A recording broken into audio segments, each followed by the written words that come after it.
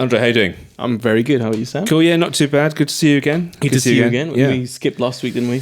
We did. Because we thought we'd have a bit of a special episode for everyone today. Yeah, so it's special because, well, we've done a lot of work together in the past, but it's always good to reflect on jobs we've done together. And we did one this weekend. We did. Yeah, so tell us about it. It was lovely. I mean, again, great setting, great venue, great reason, and what a great event as well. It was basically just lovely. And then on top of that, the opportunity to work with you again, I think it just makes things a lot easier and interesting and fun. You know, you took a picture of me that I think it basically just summarizes my personality in a single shot. I don't know that it does. I mean, that's... I think you have many sides to your personality. I think that's one. That's one of them. Just one. Yeah. You got the tragic hipster side in that one. You're just missing a backwards cap. That's all it was. That's it. Yeah. Yeah. So we had an excellent time down at the East Sussex National, right? So that was their Easter market that was put on expertly by their events manager Beth Baldwin, and just some wonderful vendors that were there that we had a great time talking to, and great time interacting with, getting some great shots. Absolutely. It's a really great atmosphere as well, right? So just that the way that it was all done up in that hall. Just a beautiful vibe, the beautiful colours, the energy around everyone, and it was really busy as well, which is great to see. Exactly, it was really, really busy. Like you said, I think the atmosphere was great. Everyone was up for it. Like you said, everything was just so colourful, wasn't it? You look somewhere, there's like blue, orange, and then you look around. There was so many colours. Which is lovely to see, especially at this time of year, spring. It's just great. And like I said, Beth, incredible at organising the whole thing. Absolutely. I wouldn't be able to pull that off. But and it was just great to visit the East Sussex National, because I'd never been there before, and it's fantastic. The whole place just looks incredible. I had a few chances to. It was a bit windy, but I did manage to get the drone out and get a few shots. Excellent. Just incredible. The golf courses. I just wanted to stay there a little bit longer, but obviously we couldn't. We got kicked out. I don't remember getting kicked out. It was like, Did sorry you get guys, kicked out? you are overstaying. Maybe you just maybe your hipster vibe just wasn't gelling. Yeah, it just didn't fit in a place. No. So I don't know who you're talking to, mate, but Talking to I was myself. welcome there the whole time. I was very welcome about. God. So, but yeah, it was. You're right. It was windy, but it was one of those weird spring days where it was also baking at times. So I just did my hermit thing and stayed indoors, where it's actually quite temperate. Otherwise, it would have been challenging. But just that the atmosphere really matched. I think the vendors really came and gave a great representation of themselves, and because. I mean, there are just thinking about you talking about the whole the colours that were there, the atmosphere. There was so much going on, so much bustle, so much variety of what was there. I mean, did you have anything that sort of stood out to you in terms of either people you spoke to or some of the shots that you got, or any of the vendors particularly? Yes, I mean, there was definitely a couple of stalls that stood out to me. One was Lisa's Bakery, and she's based in Horsham, which was funny to see someone else down there, and also it's not that far away. Unless you drove really slowly, I don't know. It's actually only a 20-minute drive, but Sam took an hour and a half. Sorry, André. Do you want to drive next time? Do you want to do it next time? Well, we could talk about that. I think I could. People say I couldn't. I'm not sure. Just someone needs to call the police if you start doing that. But yeah. Hey, what's a piece of paper? What's a driving license? It means nothing. Okay, yes. Moving on. Lovely pottery as well. Yes. Saw some really, really nice pots. Spoke to a couple of distilleries as well. And again, when I go to these events, and I'm sure you are the same because I did see you talk to some of the vendors, it's just impressive to hear their stories. And again, just lovely stories. I didn't really this time get the chance to actually stop and do some interviews like I did last time. Managed to get one done. But just listening to them and the amount of effort and love they have for what they do, it's just incredible. Again, I could mention this in every single episode just because it just keeps me going. No, it's funny that because I mean you may have had this as well, but one of the things that is kind of heartwarming in a way is when like a vendor really grabs you as a photographer or a videographer and says, hey, please come and take some shots of my stuff, because and obviously that's just born of the passion of what they're doing and just really wanting to showcase it. And of course, like, super happy to do that. Absolutely. Like you say, the stories of what people have to bring to the table is always fascinating.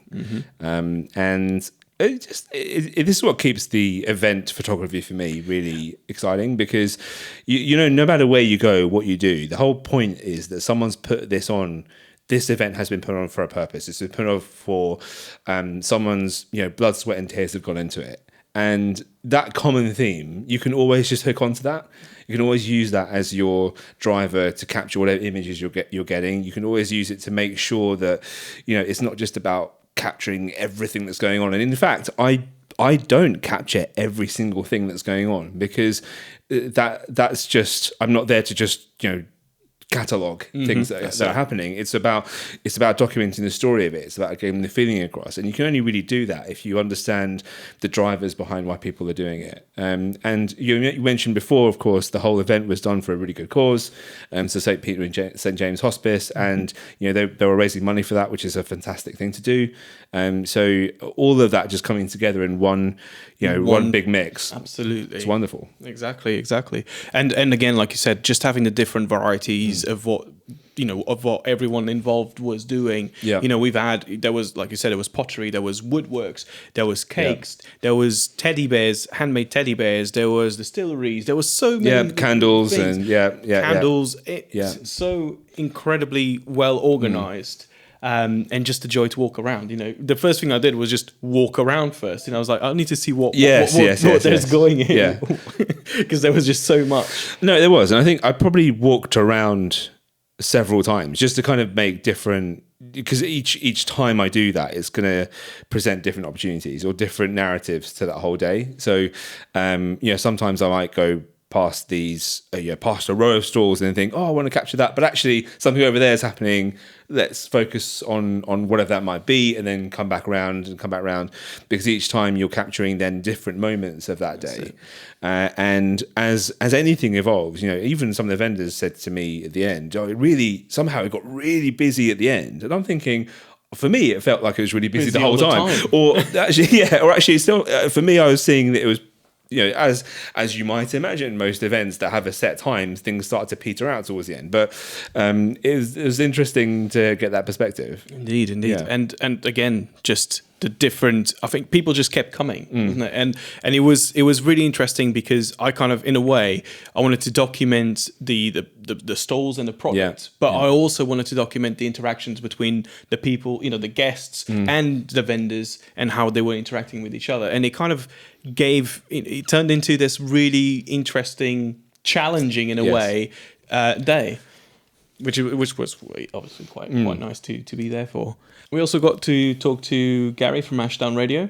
Yes. Which, again, he always has charitable events and is always up to do stuff for the community, which is always lovely to see. I met him for the first time. I think he wasn't expecting to meet someone like me that way. I think he got a bit concerned, because apparently he asked you 2 or 3 times if I was actually going to drive us home. Yeah, well... I mean, look, André, you've got a USP, so you need to sell it, mate. That's all I'm going to say. It's just that sometimes, you know, occasionally... We can go too far. Okay. Yes, occasionally we can scare people. Sam is really not driving, is he? Sam, is he? Did you? Did I? No one knows. I might have. You said you were tired. Yeah, I had a couple of beers in the drive. bar afterwards. So the only responsible thing, Did have a burger though. Yeah. What did you think of the food?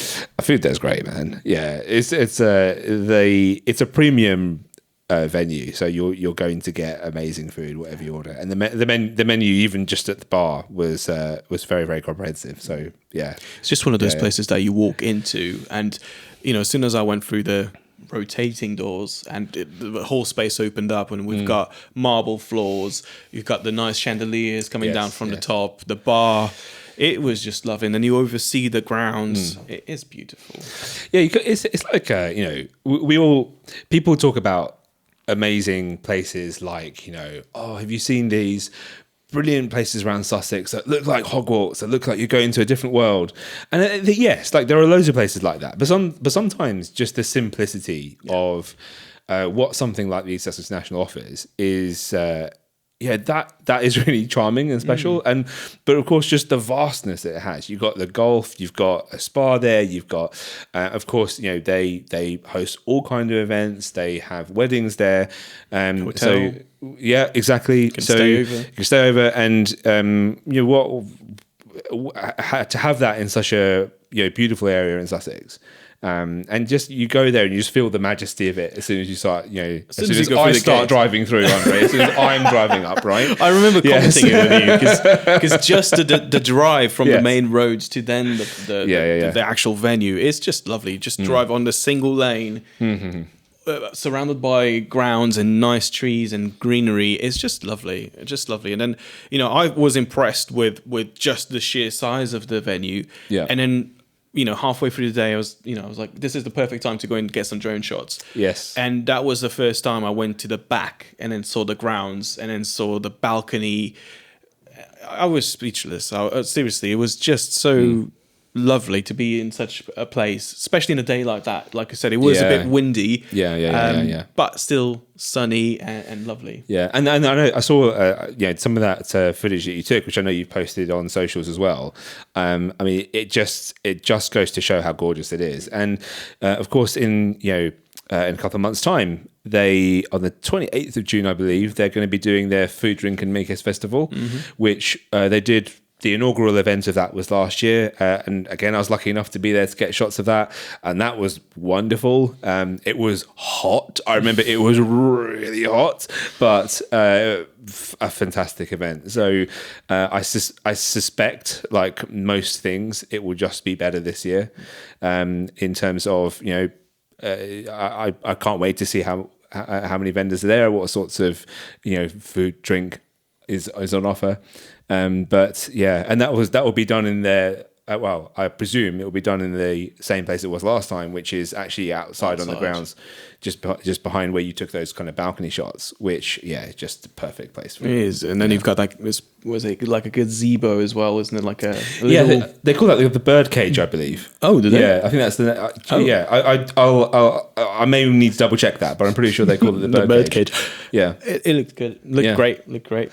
And again, just going back and circling back, I saw your shots as well.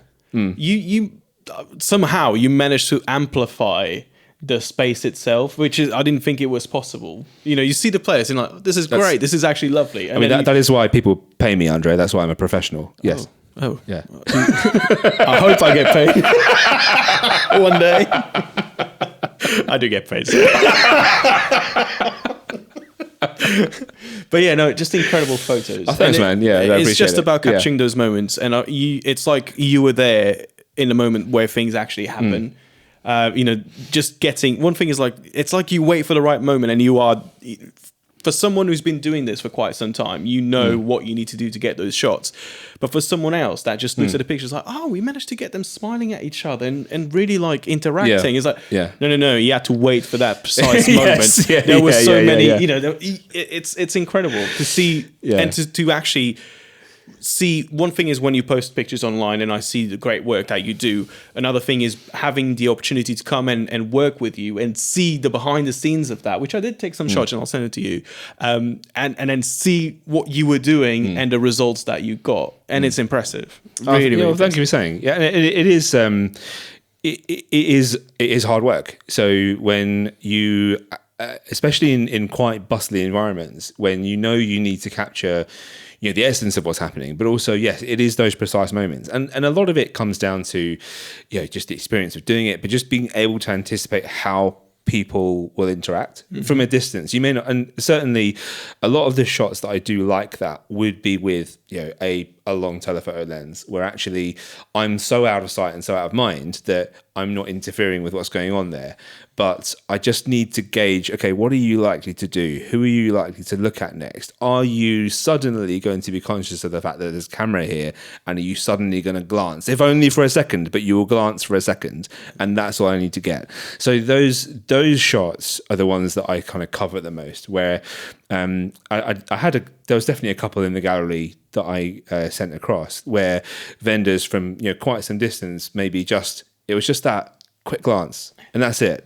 It's like, oh, I wonder what that weirdo's doing with the camera. And, so you managed to get a smile out of them. Yes, or a concerned smile. But yeah, so it's but those things are, again, it's just the part of the challenge of doing just general sort of event photography, which I am really, really glad is part of it, because it's just another thing that I can really grip onto, as well as the vibe of the whole place. Exactly. It's what makes the event feel real to someone who's just going through the photos. Yes. To someone who didn't get the chance to actually attend the event, I really think that just watching the photos, just viewing them, kind of really gives them an idea of what it felt like to be there, which is, I think it's incredible to be able to portray. Well, that is high praise, Andre. Thank you very much. Right. Yes, yeah. But you did you caught an interview, didn't you? I did, yes. I did, which I will be editing tomorrow.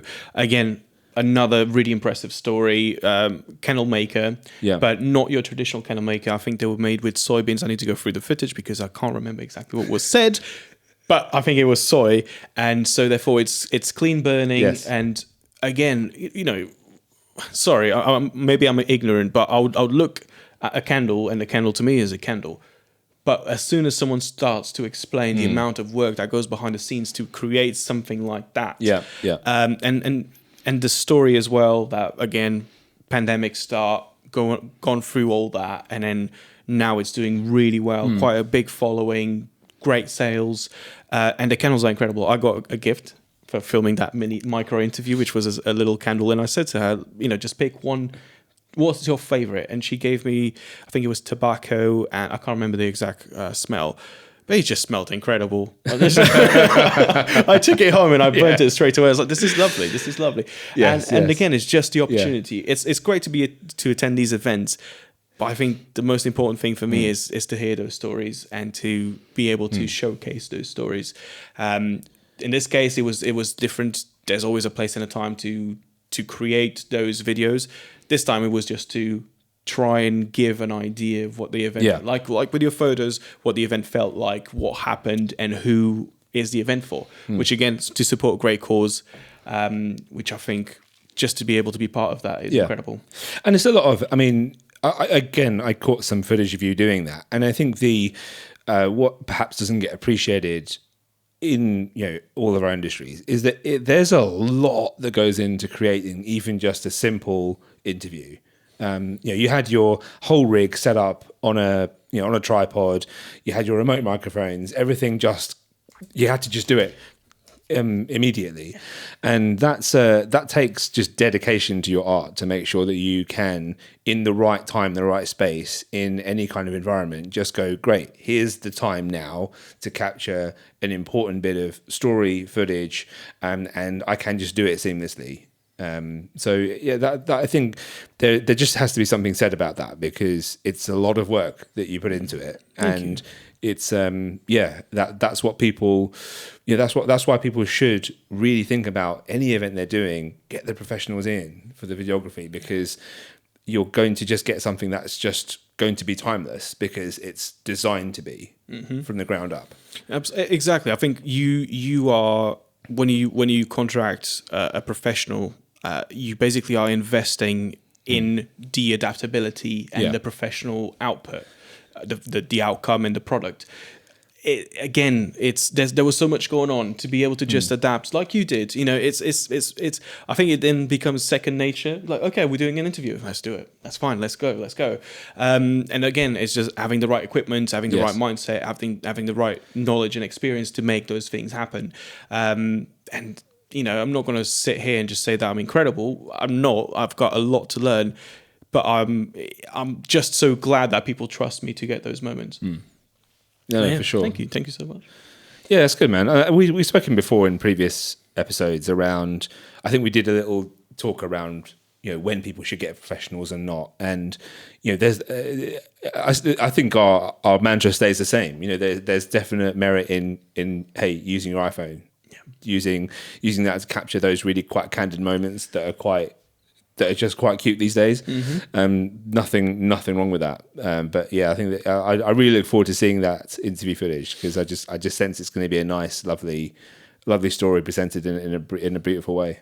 Yeah, just a small little micro interview. I do like doing them because it challenges me in the moment to actually come up with something. Okay, well, let's do that then. Yeah. And then I'm not going to say that it always goes right. Sometimes it does go wrong.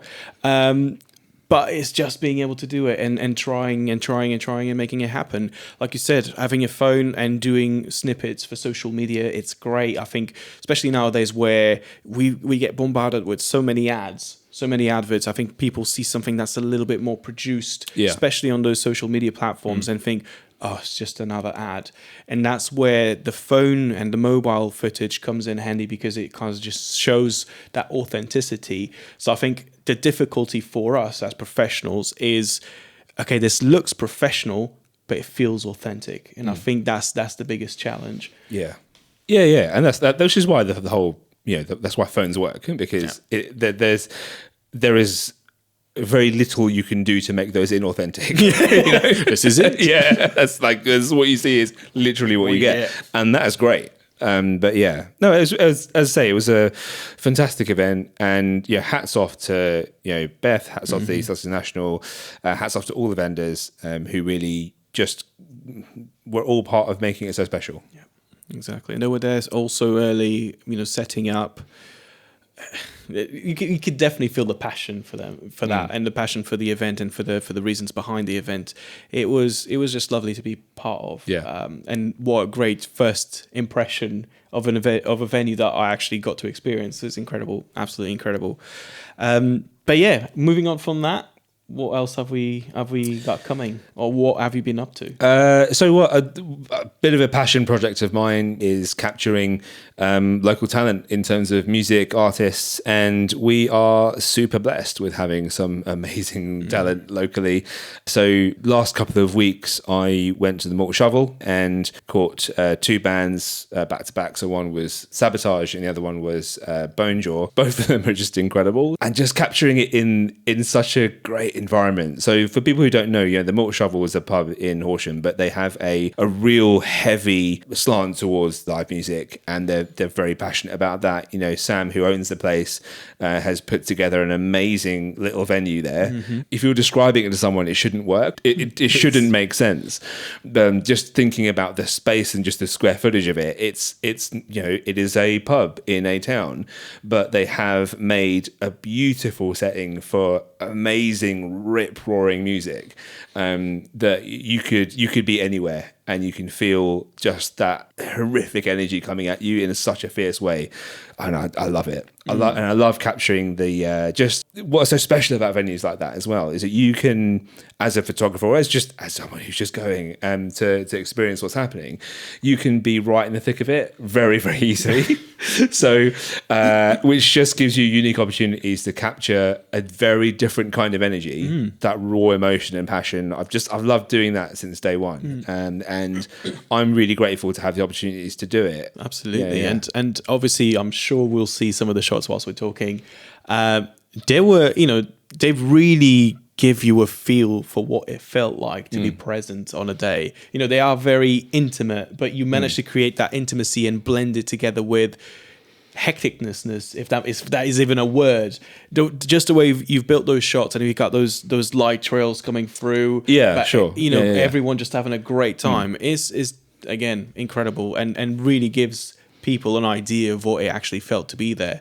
And we are very similar in the sense that we both came from, or we both also have music backgrounds. Yeah. We both know how to play an instrument. We've both been in bands before, so to be able to be in that venue and experience that and capturing those moments again, it must be quite special. It absolutely is, and that's why I always gravitate towards performing arts in so many things that I do in the photography space. So we've spoken before in terms of work that I've done around musical theatre, etc. But with bands, it is always special. With music, there's that other element to it, and I've got to say, it's Sabotage. Freaking awesome band. I mean, they rip. They absolutely rip. They left such an impression on me when I first saw them a year ago. The opportunity to catch them, I couldn't miss it. I just couldn't say no to go. Oh, I've got to definitely go and try and get some shots there. And Bonejaw are just so much fun, and also just epic musicians. Yeah. I think I feel sorry for people who haven't seen bands like this or don't appreciate what our local talent scene is like. We're spoiled. We're absolutely spoiled for fantastic musicians. Exactly. With such, and they've all got great following as well. You often see the same kind of crowd, but they're a great crowd. And it's lovely to have that sense of community with it as well. I know that this coming Sunday, I'm going to try and capture Cousins, the band, down at the Sit and Sip. Head down there if you can. If we manage to publish this episode before that date, we probably won't. But I hope you went there. Is all I'm going to say. Yeah. Again, just I look forward to seeing them just for the fun of it. Sip and Sip though, that is going to be tricky. It's going to be interesting. I know they've. Do you know what? To my detriment, I've never seen live music at the Sit and Sip. But I know that it happens, but I've just never happened to manage to capture it. So I'm looking forward to that. Absolutely. Just to see what I can do, but also get a sense for what sort of a venue it is. I mean, Malt Shovel is great. Sip and Sip, if you had the opportunity to go there, I think we've been there a couple of times. Just that intimate environment where it is just a nice atmosphere when they have things going. Oh yeah. And you're in Perry's Place as well. Yeah, so Perry's Place is just fantastic. Lose. Yeah, you can't lose. I think nowadays it's just incredible. Like everywhere you look, there's just you got Sip and Sip, you got the Red Deer, you got the M Bar. Yeah. You've got Darcy's. There's something for everyone, and it's such a nice place. The way the way it's been done. Yes. It's incredible. It's such a nice little plaza, isn't it? It's so lovely to be there, especially when the sun's out. It's like, oh, you know what? I fancy going to Perry's Place. Oh yeah. So you're dead right. And one other thing, I think I mentioned it last episode, but the Horsham Rocks that happens down at the Rock pub in town. Stan runs that, and they've been fantastic. I've managed to go to I think 3 of them so far. So they have a showcase at the end of each month on the Friday, where they put maybe 2 or 3 acts on, but then in between there'll be, say, an artist on the Fridays. But that's wonderful as well, because you get to see a really, really varied degree of artists, musicians doing all ends of the spectrum in terms of what they're performing, but just a wonderful space to do it in again. But a complete, to me, in my perspective, complete polar opposite to what the Malt Shovel is. In terms of just its setup, it's just vibe. But again, that's me going, oh, I'd love the challenge of trying to still capture the same kind of energy, but make it authentic to the scene, That's it. I think because we don't just replicate over and over again. You kind of need to get a feel for what the place feels like and then try and showcase that. So, the type of shots that you're going to get at the Malt Shovel, they're incredible, but they're going to be slightly different to what you're going to get somewhere else. Yes. And I think that's where the challenge is. That's where the challenge is. And I think one of the things I really I'm very keen to do, and I've talked about this on various social media posts and things, but wherever venue somebody's playing at, you're giving 1,000% on that stage. right? It doesn't matter where you're doing it. It doesn't matter if you're busking. It doesn't matter if you're in a very tiny pub type venue or whatever it might be, or you're playing in front of thousands of people. You're giving that same energy, that same passion, because you're sharing Your that passion. with the world. Yeah. And that you own the stage when you're on it. That is your world. For that 30 minutes, hour, whatever it is, you own the narrative. So when it comes to photography, for me personally, I don't speak for everybody here, it is about making sure that that person or people get to look back on themselves in those images and think, do you know what? I can see myself playing Wembley Stadium here. I can see myself playing in a massive arena. I can see the dream that I'm working towards. I can see the vision that I'm working towards. And that, to me, is sacred. It's absolutely sacred to capture that in images. Exactly. It's that authenticity, isn't it? You know, people, like you said, people are giving their all in that moment, and to be able to then provide something that actually, you know, you are giving it your all, especially with these creative industries and creative atmospheres. You sometimes you doubt yourself, and you get to a point sometimes where, you know, should I be doing this? Is it even worth it? And I think it's those moments where you then have the opportunity to look back on and see yourself and actually, no, I was having a really, really great time, and I was really giving it my all.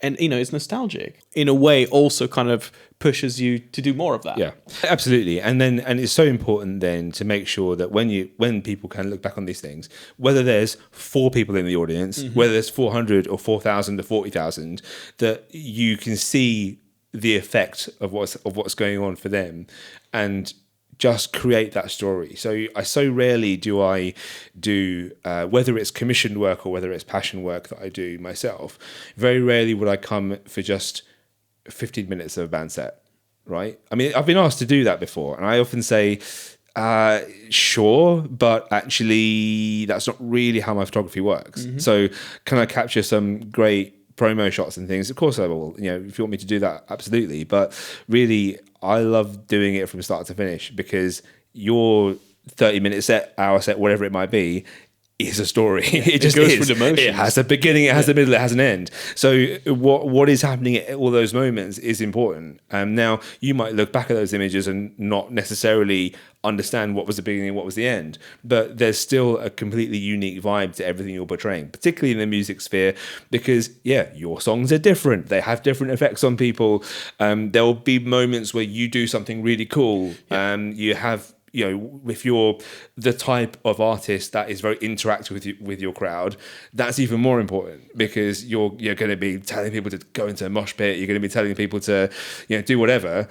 Cool, let's get that. Absolutely. If I'm just there for 10, 15 minutes, I might miss loads of that. And you'll look back and think these are great shots, but meh, on to the next. Yeah, exactly. You know? And that's... And let's not kid ourselves.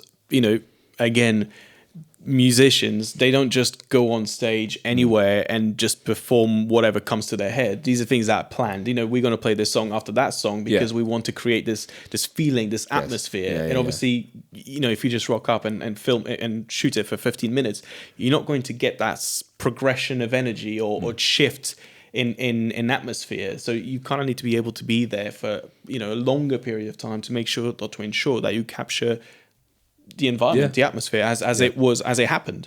Because it's, again, and you'd be doing it a disservice if you were just to do that, because the amount of effort they've put onto, you know, sometimes they write their own songs, or, you know, just a thought behind the song choices for that evening, for you to then just turn up for 10 minutes and not capture the whole thing. It just feels, you know, feels like there'll be something missing. Yeah, there's an emptiness to that. Yeah. There just inherently is, because in that time, you know, I'll spend probably 5 of that 15 minutes just understanding the band or the performer, or just looking for their tells. So we all have it, right? We all have those things that we do particularly in a performing sense, but where, I don't know, you might have a unique eyebrow raise that you do, you might have a little crunch of your nose that you do, or a little smirk and these will be things that you are completely unconscious of. But I'm spending 5 minutes looking for those. Like, you know, not even really getting my camera up, I'm just looking for those, because then, okay, when it hits a crescendo, that's what you're going to do. When you hit the beat down of your track, this is what you're going to do. So I need to know what those are, learn you for a few minutes, and then capture it. So otherwise, it is just snappity, snappity, snap, and that's not really what I do. Yeah, and I think that's the big difference. You know, to someone just starting out, it feels like, you know, I'm a culprit of that, which is you just try and get everything and shoot. And actually nowadays, it's like, you know, before I used to get, you know, thousands of little clips. Yeah. And then go through them like, oh gosh, I can only use 100 of these, not even that. Whilst now I'll probably end up with 200 clips and be able to use or to utilize a few more just because, you know what, I didn't overshoot. I was looking for those precise moments. And it's the same with you. Because, you know, there's no point of having 1,000 photos if you only manage to capture the essence in 5. Exactly. You might as well just take your time and actually ensure that you understand what's going on and understand the person and the subject that you're trying to capture, and then capture it. Yeah, no, absolutely. All of that translates to so many different industries. The more that we do it, the more we understand ourselves as much as the subjects that we're shooting. In terms of, well, actually, why? Hang on a second. Why am I doing this? Well, why am I here? What's driving me to be here to capture this? I mean, okay, it could be because someone's hired me to do it. That's what's driven me. But in that respect, but why really is the brand that we have ourselves? What is that about? So staying real to that and finding it and developing it will evolve. You ask, if we had the same conversation in a year's time, 2 years time, we will say subtly different things, but the overall passion and the drivers for it will always remain the same. And I think we don't put enough emphasis on that, or at least when I say we, I mean just generally as people, when we're talking about our day to day, we get so het up or so so bogged down by the day to day that we forget to just kind of stop and step back and understand the why behind why we do things. Yeah, exactly. I mean, sounds really strange, but I was walking down and I was late today. I'm sorry. Half term. I was 45 minutes late. I apologize. But I'll tell you what. I didn't notice, Andre. I wasn't, you didn't? I wasn't sitting here just being like, where is he? Come on, where is he? But you know what? It's these days. I was just walking from Robert Chief. Takes about, 25 minutes to walk down here. And it's nice when you get those moments like I did today. And I'm just walking down and the sun's shining. And the difficulties of growing a business and sustaining it as it is, there's just so much going on. There's admin, there's accounting, there's emails to go through. Like I spent my morning doing emails, and then just walking down today, and the sun was shining. I was like, I'm actually really grateful to be in this position. And it was a really genuine feeling that I haven't had in a long time. But why? Because I feel like I'm doing what I love for the reasons that I love doing it. And it's an incredible feeling when you actually able to just take a step back and just actually look where you are now. We've just done this incredible shoot for this incredible event together. That means everything. Just means a lot more than how annoyed I was this morning when I opened my email account. And we are very, I don't want to say blessed because that's a very hoo-hoo word, but we are very fortunate to be in the position that we are. And I'm really, don't know, sometimes I just have these moments where I'm just like, I'm just really grateful to be able to do what I do. Well, it's like, I use the word privilege a lot when I talk about this kind of thing, because it is that, there are various circumstances that allow, me to do what I do. Now, I could sit back and say, oh, it's all hard work. Well, yeah, it is, but it's also circumstance and happenstance. And that doesn't, that isn't the same for everyone. And some people would love to be doing what you and I do, but can't for whatever reason. And it's not because they're not trying hard enough. It's because they literally don't have that privilege. Yeah. So, you'll see it's a common word I use in a lot of my posts that I do on social media or whatever, because I say it was a privilege to do this. I had the privilege of doing this, because I feel the same way from what you're saying. Like, it is a real, like, oh man, like freaking lucky that we're able to do it. Although I'm now curious as to what's in your email inbox that pisses you off. Oh, but, it's just, yeah.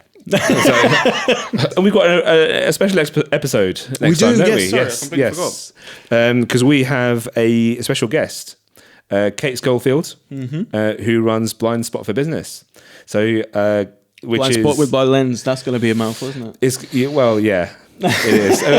So I hope that I hope people don't just mix the two of you up. I mean, if you start getting emails asking for business coaching advice, then you know what to do with them, right? Absolutely. Yeah. Follow my lead, or not. Well, and then Kate suddenly turns up with a video camera. What are you doing? But yeah, I can't wait for that. And just hearing about, she has an amazing business. She has an amazing vision behind what she's doing, and I can't wait to hear more about it. So me too. Yeah, brilliant. Lovely. Looking forward to it.